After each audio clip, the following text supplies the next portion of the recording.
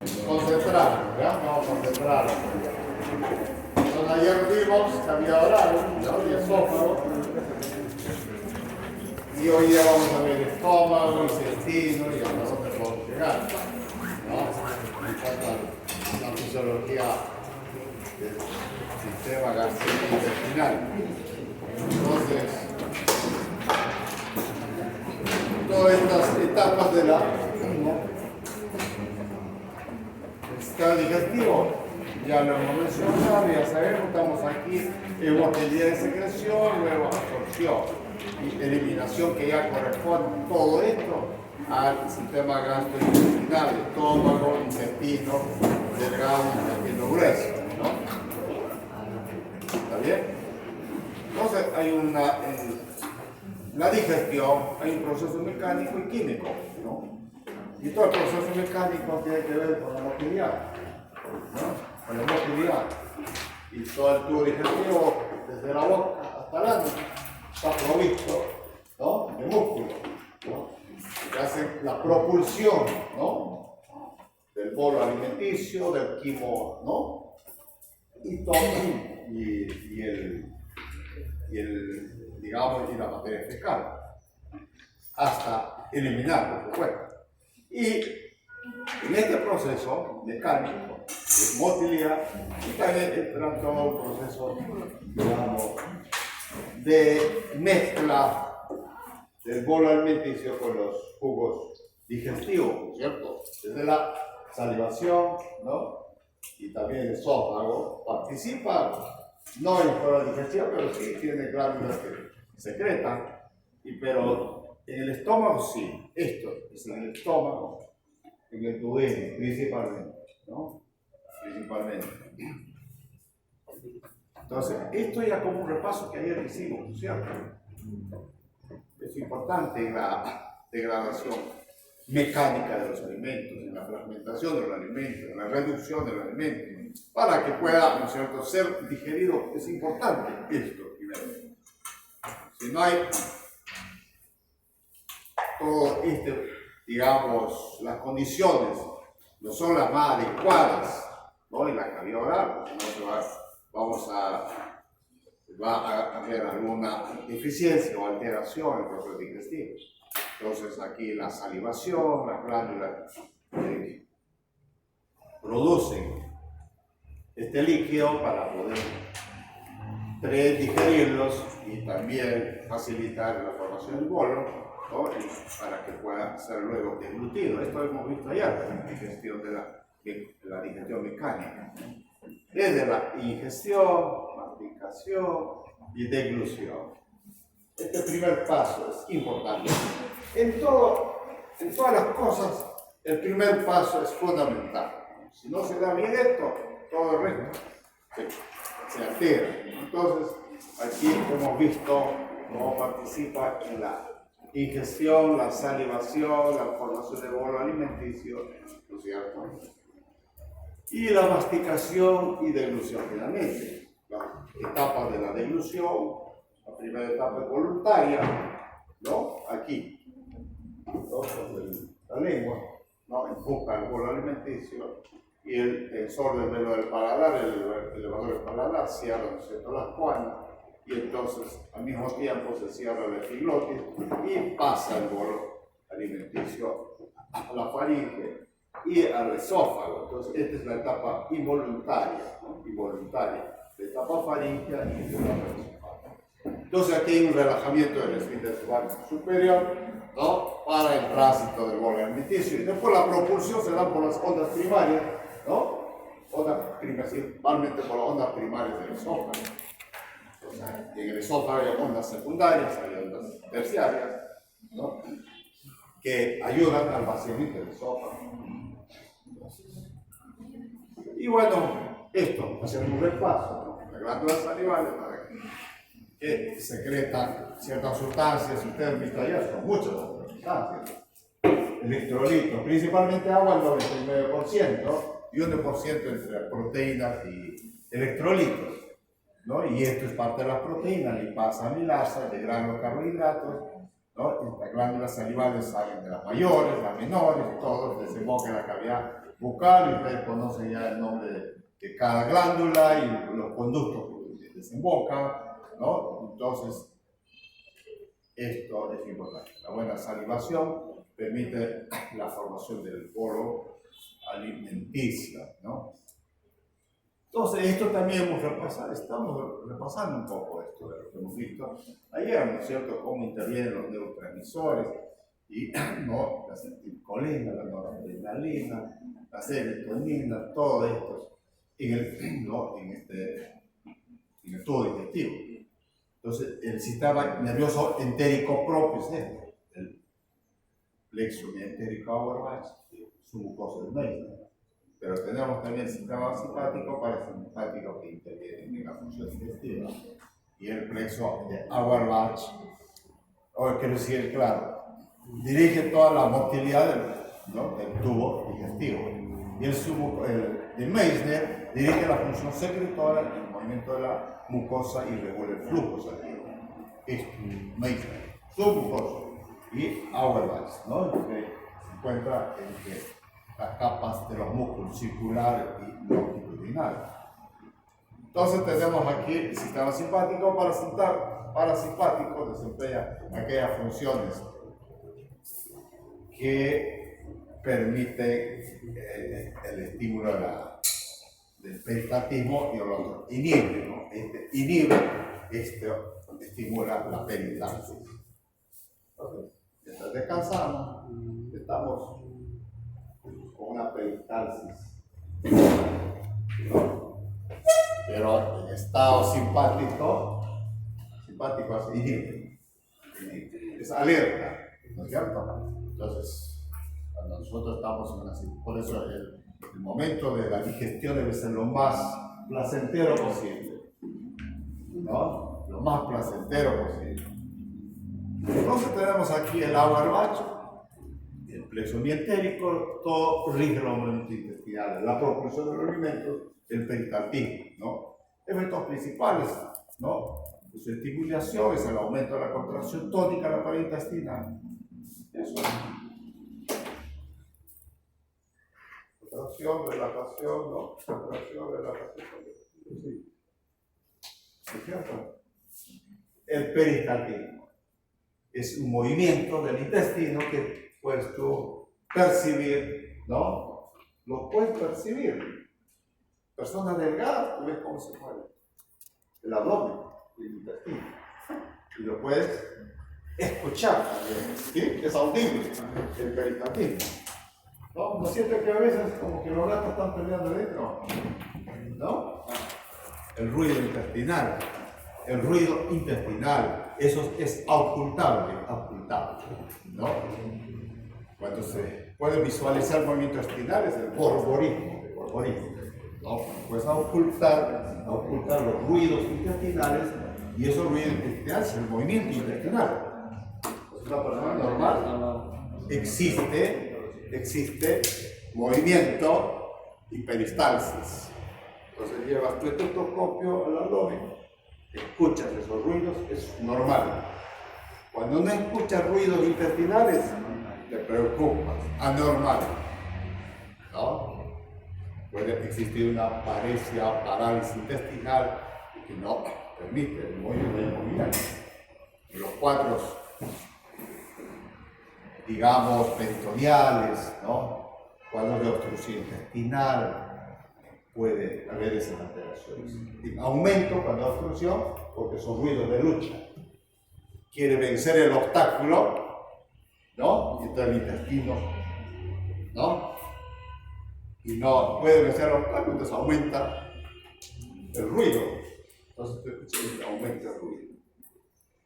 No hay ruido parálisis intestinal. ¿Qué puede ser? A ver, parálisis. Caso clínico. Ponemos una caso clínico para el peristaltismo. Cuando hay una trombosis mesentérica a nivel de la arteria mesentérica superior, en la salida, trombosis mesentérica. No hay irrigación en el intestino. Entonces no hay actividad del intestino. No hay movimiento, no hay peristalsis. Ausencia de peristaltismo nos puede indicar, ¿no?, porque hay, ¿no es cierto?, allí un problema de irrigación y por consiguiente de inervación. ¿Está bien? Entonces, aquí aumento de contracción tónica pared, aumento de la intensidad de la contracción rítmica y ligero aumento de la frecuencia de la contracción, aumento de la velocidad de conducción de las ondas de excitación, flexión de agua urbana. Posee neuronas inhibidoras, o el PIP, ¿no? El PIP, o PIP, el polipéptido intestinal vasoactivo. Los relaja la sistema muscular intestinal. Plexo mientérico agudo. Es propio, autónomo. Este sistema, ¿no? Es el sistema nervioso entérico, digestivo, ¿no? Autónomo. No hay control, ¿no? No hay control cefálico de eso. Entonces, pero tenemos aquí otro plexo, que es el de Meissner. Esto sí regula la función de la peristalsis interna de cada segmento minúsculo intestino. Sobre todo esto participa en la secreción, ¿no es cierto?, y de las glándulas. Entonces, en el, digamos, tracto intestinal, señales sensitivas que se integran con este plexo submucoso para efectuar el control de la secreción intestinal. Esto en la secreción intestinal, esto en la motilidad intestinal. Esto propiamente en la peristalsis, Meissner en la secreción intestinal y absorción y contracción local del submucoso. Ayer vimos esto, tiene el esófago, algunas glándulas que se secretan moco y transportan los alimentos. Entonces es un tubo, tiene una mucosa, y si hay mucosa, secreta, ¿no es cierto? Entonces no produce enzimas, ¿sí? No cumple función digestiva, no cumple funciones de absorción, es solamente una vía de paso. ¿Cierto? Estómago, mucosa, submucosa, muscular, circular, longitudinal y adventicia. ¿No? Entonces aquí tenemos todo el tubo digestivo de la faringe, ¿no? Esto con el tubo digestivo, el esófago, esfínter esofágico superior, ¿no? El cuerpo esofágico y el esfínter esofágico inferior. Esto es importante, ¿no? Todo el esfínter lo que hace, pues aquí en el momento cuando dejamos de deglutir o alimentarnos, se cierra, ¿no? Y aquí también se cierra. Hay un cierre fisiológico, es existente, porque aquí hay un engrosamiento muscular, es como trabaja como un esfínter para impedir que los alimentos haya reflujo, ¿no? El ácido reflujo, para evitar el reflujo del ácido del estómago hacia el esófago, porque eso es dañino, ¿sí? Es dañino. Pero tenemos un estómago pues pletórico, tenemos una ingesta rápida, ¿no? Todo esto se distiende el estómago, no hay reflujo. Aquí hay que evitar todos esos problemas, y la esofagitis, ¿no? Esofagitis por reflujo.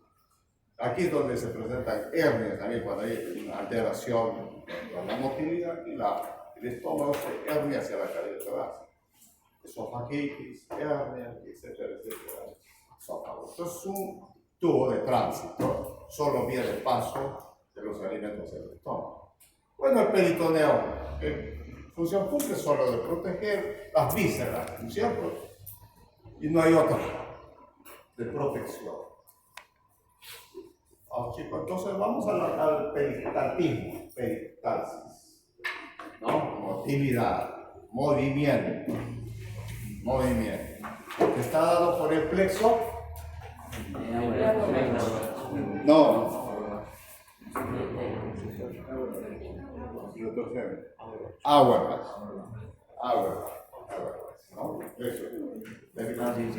Entonces, ¿qué ocurre aquí? Pues hay eso que decía, ¿no? Segmentación, ¿no? Así, ¿no? Segmentación. El movimiento del reptil no hacenlo, pero casi como es. ¿Han visto cómo se mueve el reptil? ¿No? La víbora, ¿no? Anaconda. La boa constrictora. Boa constrictor. ¿No? La boa. Y la vas a hacer, ¿no? Como tiene ese movimiento. Es parecido a ese movimiento de segmentación que tiene el intestino, nuestro intestino. ¿No? Aquí está. Entonces, ¿cómo se propulsa? ¿El bolo? Sí, no, el bolo. Se relaja, se contrae, se relaja, se contrae. La segmentación del bolo alimenticio. Un movimiento ondulado, ¿no? Pericardio. Segmentación, un movimiento de mezcla. De mezcla. Pues ahí. Va avanzando el bolo, el tubo intestinal o el tracto intestinal. Esto es importante, ¿no? Peristaltismo y segmentación. Peristaltismo, movimiento ondulatorio, y la segmentación, movimiento de mezcla. Y luego tenemos la motilidad gástrica. ¿Sí, motilidad gástrica? ¿Cómo está formada la pared del estómago? Mucosa, submucosa, muscular, ventromuscular, ¿cómo va los músculos? Oblicua, muy bien. ¿Cuál primero? Oblicuo, después circular, después longitudinal. ¿Cierto? Así es, correcto. ¿Y después qué viene? La serosa. Eso es la pared gástrica. La pared gástrica, la mucosa tiene una particularidad, ¿no? Pliegues gruesos, ¿no? Pliegues gruesos y ahí están las cristas, y ahí están las células, las glándulas que producen, pues, ¿no? El jugo gástrico. Entonces, en el estómago tenemos el cierre del esfínter esofágico inferior, y entonces primero se relaja, pasan los alimentos, después se cierra. ¿Y qué más se cierra? El píloro. El píloro es un verdadero esfínter. Es un esfínter, es un músculo. El píloro. Entonces, se cierra para que pueda. Todo empieza. Cierre del píloro y el movimiento intestinal. Esta es una verdadera licuadora. Es una verdadera licuadora. Moviliza todo el alimento y lo mezcla con el ácido clorhídrico, la pepsina y todo. Esos elementos, ¿no? Digestivos, enzimas, proteolítica, degrada los alimentos y sobre todo las proteínas y la carne, ¿no? Entonces, y luego, por supuesto, ver, digamos, que el bolo alimenticio haya sufrió digamos, todo esto, la degradación a partículas muy pequeñas, ¿no? Entonces hay un vaciamiento, la motilidad gástrica, ¿no? Se relaja el píloro y se vacía el estómago. Dura 2 a 6 horas ese vaciamiento. Y el quimo se propulsa cada 20 segundos. Eso es lo que el quimo se propulsa, ¿no? Vaciamiento, 5 horas. ¿Qué dice el consejo sobre el régimen alimenticio? Ahí está la sabiduría. Ese es el que yo me he hecho antes en los libros actuales, ¿no es cierto? Por eso es la sabiduría entre comida y comida. Debe evitar, ¿no? Comer, ¿no? Entre comida y comida, recomendable 5 horas más o menos de intervalos. Imagínate si estás comiendo tu desayuno a las 7 de la mañana y después a las 9 ya estás comiendo un poquito, o a las 11 otro poquito, es un proceso digestivo. Así comes una galleta, pone en marcha todo el proceso digestivo, todo. Un desgaste, ¿no? del proceso digestivo. Entonces, esto es importante. Regulación del vaciamiento gástrico por vía hormonal y nervioso. Y la gastrina. Este es el péptido inhibidor. ¿Dónde se produce la gastrina? En el ano. ¿Sí? En el ano. Y la enterogastrona. Son hormonas que también van a estimular no solo la secreción, digamos, hacia, sino también el vaciamiento gástrico. El vago también lo que hace es igual, relajar el pelo para producir vaciamiento. Toma, una vez que haya producido la mezcla, el almacenamiento. La función del estómago es almacenar alimentos, mezclar, ¿no? Digerirlos y luego el vaciamiento para poder completar la digestión, porque las grasas, ¿no es cierto?, los carbohidratos no llegan a digerirse por completo, necesita la amilasa pancreática, ¿no?, la lipasa pancreática, ¿no?, la tricina, todo eso es proteasa, ¿no? Y entonces luego, como estamos en motilidad, tenemos la motilidad intestinal que demora 5 horas en atravesar el quimo. Es el tiempo. Comida y comida 5 horas. Los intervalos, tanto por el vaciamiento gástrico y por la motilidad intestinal, ¿no? Y la mucosa intestinal secreta aquí el duodeno, ¿cierto? Colecistoquinina y la pancreatoxinina. Sobre todo la colecistoquinina, que es una hormona que va a estimular la contracción de la vesícula y su vaciamiento. Ajá, también igual, la relajación del pelo. ¿Está bien, chicos? Vamos. Estómago. ¿Qué es el estómago? ¿No? El estómago forma parte, un órgano que forma parte del tubo digestivo, tiene la capacidad de almacenar, ¿no? Tiene una capacidad de almacenar, ¿cuánto? 50 ml. ¿Hasta cuánto? Puede ser más, ¿no? ¿No? No tiene la capacidad. Le queda chico a una persona. ¿No? Un plato grande ya su entrada. Todo más.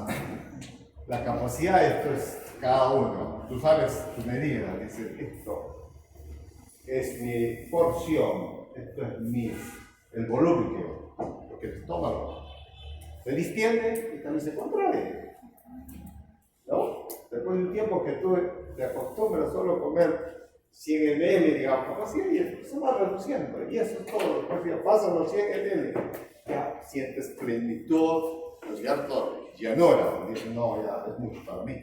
Entonces vamos educándonos, porque es un asunto de conciencia, ¿no?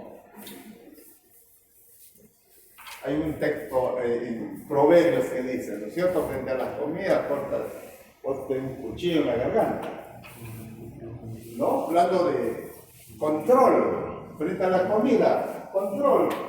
Todo está rico, pues, ¿no? Todo hay apetito, y nos llevamos con el apetito, seguimos, el estómago no dice, no, sí, se distiende. Y entonces, pero esto, pues, por supuesto, 4 litros vamos a desarrollar en el tiempo, ¿no? ¿Qué hace el estómago? Almacenamiento, la mezcla y el vaciamiento gástrico. Estas 3 funciones. Todo mezcla, movimientos peristálticos, ¿no? Ahí los fibras musculares circulares, oblicuos, longitudinales. Entonces hace se mezcle por completo los alimentos con la secreción de las glándulas gástricas y reducirla, ¿no?, a la forma de quimo. Bolo alimenticio, la forma de quimo. Y luego pues pasa esto a el vaciamiento gástrico. Esto ya cumplió la función del estómago. Pero aquí hay motilidad y secreción. Y cuando hablamos de secreción, pues ahí, ¿no?, el estómago tiene células especializadas para producir ácido clorhídrico, pepsina, mucina, ¿no? ¿Está bien? Entonces, ¿qué tenemos aquí? Las enzimas gástricas. Esta amilasa salival o la tialina, sigue la digestión del carbohidrato en el punto. Pero cuando se junta con el jugo gástrico, se inactiva la tialina, la amilasa salival, y se activa la lipasa lingual, ¿no es cierto? Y degrada los triglicéridos y ácidos grasos y triglicéridos. Entonces ya cuando el jugo gástrico estimula la secreción de hormonas que promueven el flujo biliar y el jugo pancreático, ¿no? La aquí, ¿qué va? La colcitoquinina, ¿no? La colcitocinina, la gastrina, ¿no? Y la secretina producida por el intestino delgado. Entonces, empezamos con la digestión de las proteínas. ¿No? Comienza aquí por la pepsina. La pepsina degrada las proteínas. A la tú llegas a colocar, ¿no?, un dedo en el ácido clorhídrico. Nunca hagas ese experimento.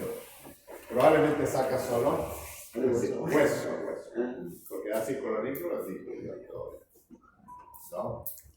Proteína, así. La lipasa, ¿no?, gástrica, la desdobla, los triglicéridos, en ácido graso y monoglicéridos, partículas más pequeñas. Y esa es la función. Y el estómago absorbe solo una pequeña cantidad de estos nutrientes. Entonces aquí se le da la digestión principalmente, ¿no?, de las proteínas por la acción de la pepsina y de la lipasa, ¿no?, desdoblando los triglicéridos a partículas pequeñas. Entonces aquí tenemos intestino delgado. La característica, ya sabemos, aquí mucosa, submucosa, capa muscular.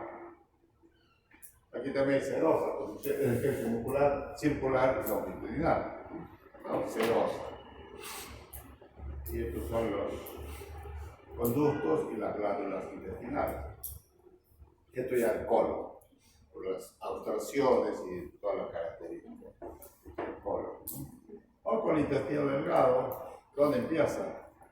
Primera porción, el duodeno, ¿cierto? El bulbo duodenal, ahí, entonces, y el resto de los segmentos del intestino. Movimiento del intestino delgado son los dos tipos, ¿no? Ahora estamos viendo motilidad, luego vamos a ver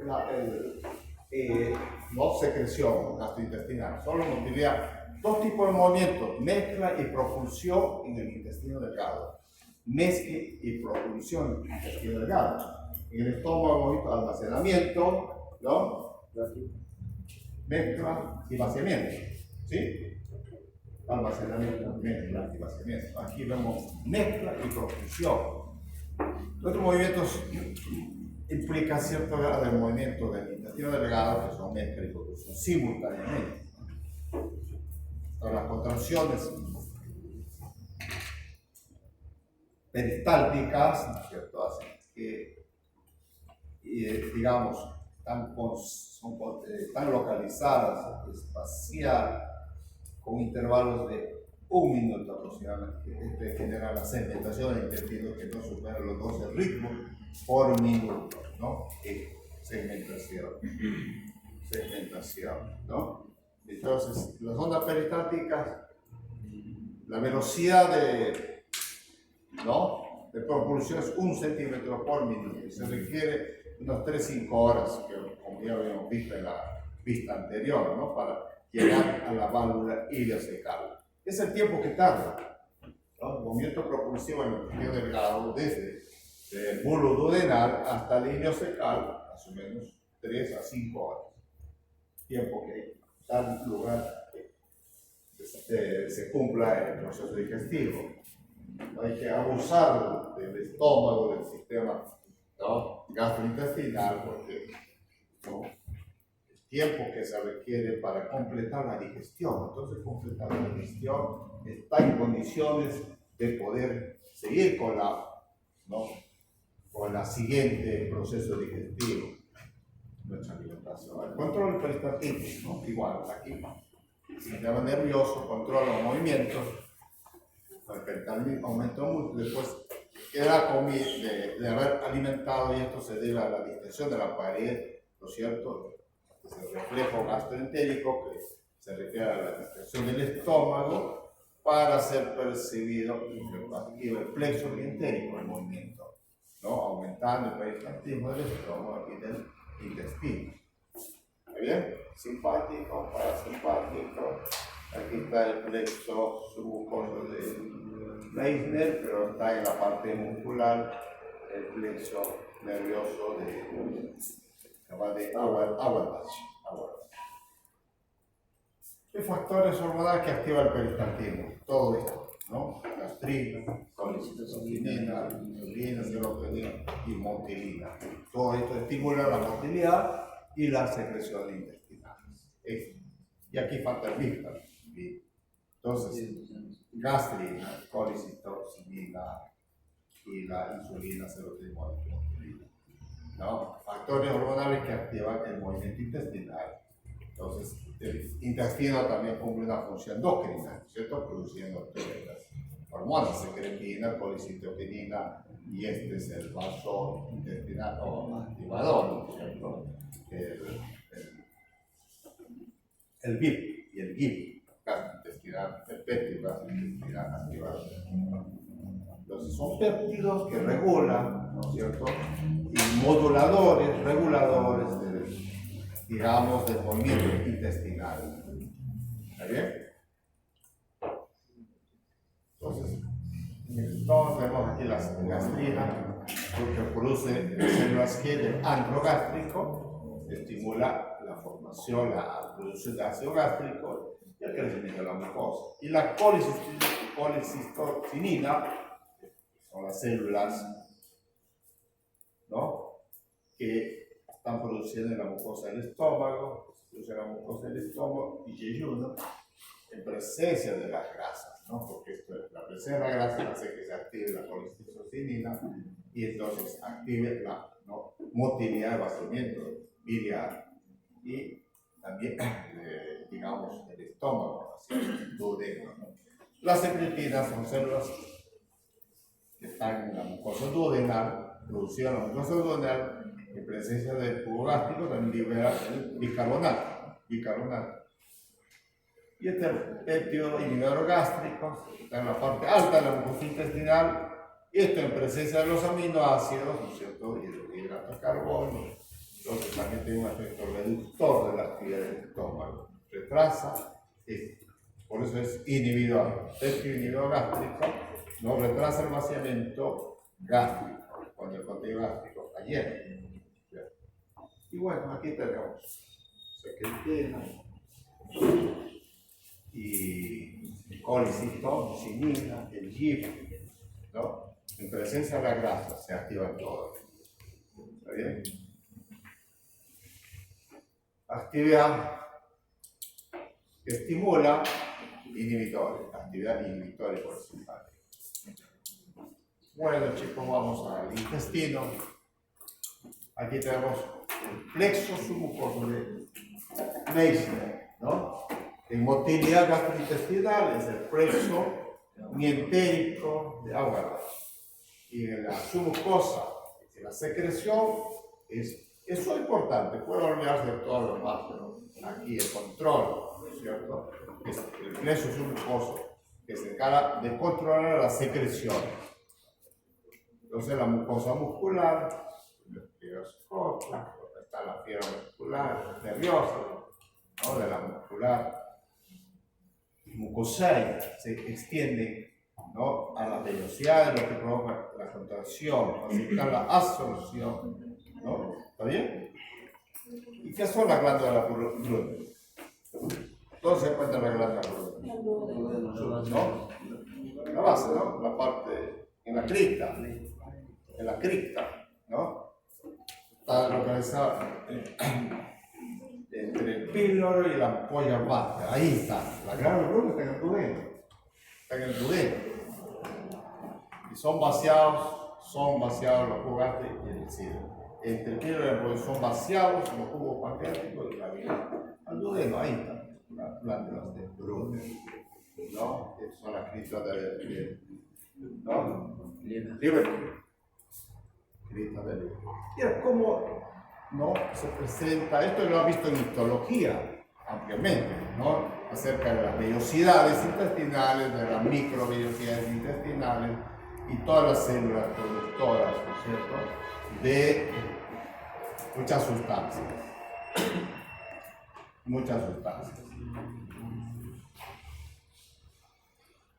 La función del duodeno, entonces vamos aquí.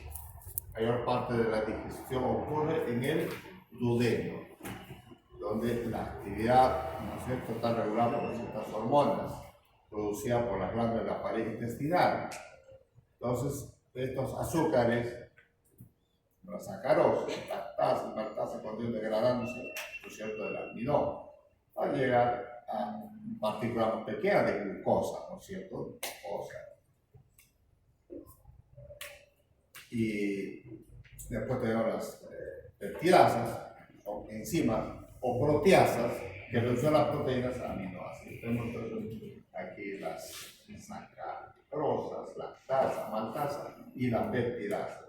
Y las nucleasas componen los nucleótidos. Todas estas enzimas producidas por la pared del intestino, en este caso del duodeno. Entonces aquí están las pistas de Lubberkin, localizada entre la velocía intestinal y su epitelio, ¿no? Está compuesto por dos tipos de células. Aquí están las células caliciformes y los enterocitos, ¿cierto? Lubberkin, ¿dónde está Lubberkin? Mucosa, ¿no? Lubberkin por acá, ¿no? Las células caliciformes también están en la vellosidad, ¿no? En la vellosidad. Entonces, ¿qué hace la caliciforme? Secretan moco, ¿no? Función de protección y lubricar el intestino, caliciforme. Y los enterocitos, que están en las criptas, ¿no? Producen grandes cantidades de agua, La vellosidad se reabsorbe el agua y los electrolitos. Hay una reabsorción de agua. Secreción. ¿Está bien, chicos? ¿Seguimos? Estamos bien, porque tengo que ver también nosotros tenemos sentido. Vamos a correr, ¿no? ¿Está bien? Ya, entonces aquí tenemos, ¿no? Tema bilio pancreático, duodenal, todo este complejo, ¿no? Bilio pancreático, duodenal, cumple la mayor, ¿no? La mayor, vas a decir, función de la digestión, ¿no? Aquí se cumple. Y aquí ya sale en condiciones ya de absorción, entonces la digestión de las grasas, de las proteínas, de los aminoácidos, acá. Todas las enzimas pancreáticas, ¿cierto? Como la milasa, ¿no? La tricina, ¿no? La lipasa, y todo esto, ácidos nucleicos van a formar el tubo pancreático. Entonces las enzimas pancreáticas, la tricina, quimiotricina, la elastasa, estas carbopeptidasas, ¿no? Su acción es destruir los péptidos, ¿cierto? Y las proteínas y separa por último todos los aminoácidos, ¿no? A la porción más ínfima. Y la bilis que hace lo mismo, pero con las grasas. ¿Cuánto se produce el tubo pancreático por día? 1200, 1500, más o menos. Sí, y la bilis igual, ¿no? Sí, 1 litro por día. Esto va hasta 1200, dependiendo. La fisiología varía en tanto. Entonces, los hepatocitos del hígado secretan entre 800 y 1000 de bilis a la vesícula biliar, no solo al duodeno. Entonces está compuesto por sales biliares, ¿no? Que hacen la emulsificación, la ruptura de grandes glóbulos lipídicos contribuye a la absorción de los lípidos.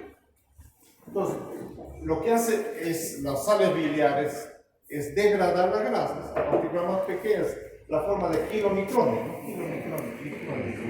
Kilomicrones.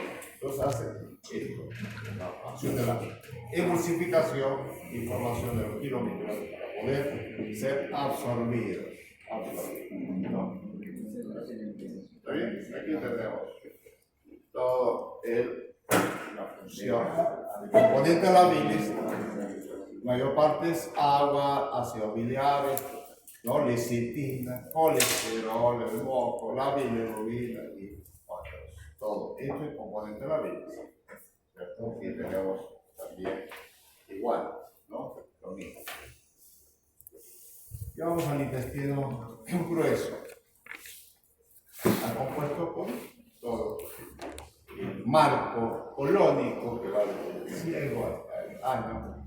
Y entonces aquí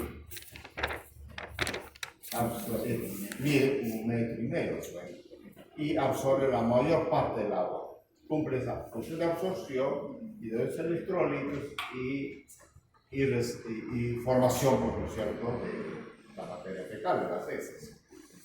¿Está bien? Solo absorbe gran cantidad de agua y electrolitos, casi 1,5 litros por día, ¿no? Y lo compacta, es el compactador, ¿no? Es el compactador.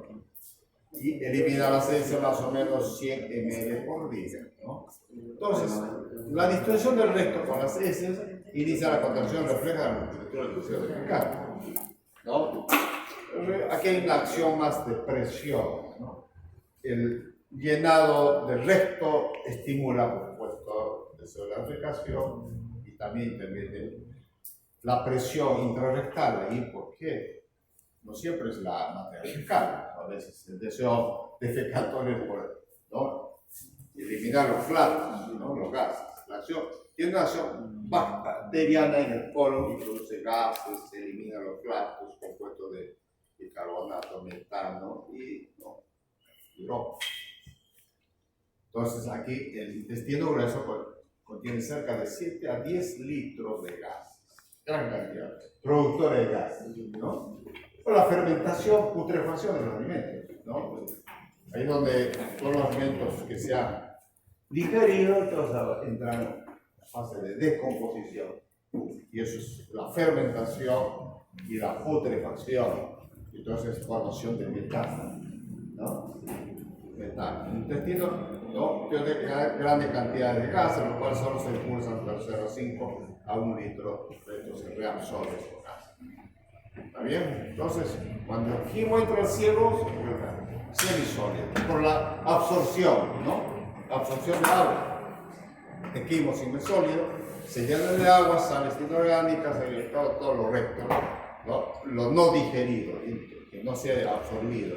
Entonces sirve como un área de almacenamiento y compactación de gases, no compactación de heces. Y así termina el proceso digestivo, ¿no? Eliminación de las heces, desde la boca hasta el ano. El tubo digestivo está provisto de movimiento, propulsión, ¿no? De llegar todo lo no digerido va hacia el colon y a formar las heces y al recto, ¿no? Formar la materia fecal y entonces ahí, ¿qué pasa? ¿No? En el ano tenemos esfínteres. Desde aquí, desde el esófago, tenemos esfínter esofageal superior, esfínter esofageal inferior, ¿no es cierto? Tenemos el píloro, ¿sí? La válvula ileocecal, ¿no? Y tenemos el esfínter interno y externo del ano, ¿no? Que por un mecanismo reflejo se relaja y se contrae, ¿no? En el momento de la defecación se va a relajar. Aquí están los, ¿no? Músculos elevadores del ano, ¿se acuerdan? Elevadores que cumplen una función, la defecación. Entonces se pulsará finalmente por el esfínter anal externo, ¿no? Aquí están los esfínteres y se eliminan las válvulas del ano, ¿no? Entonces se elimina las heces. Bueno, chicos, entonces vamos a ir al descanso, ¿está bien? Al descansito.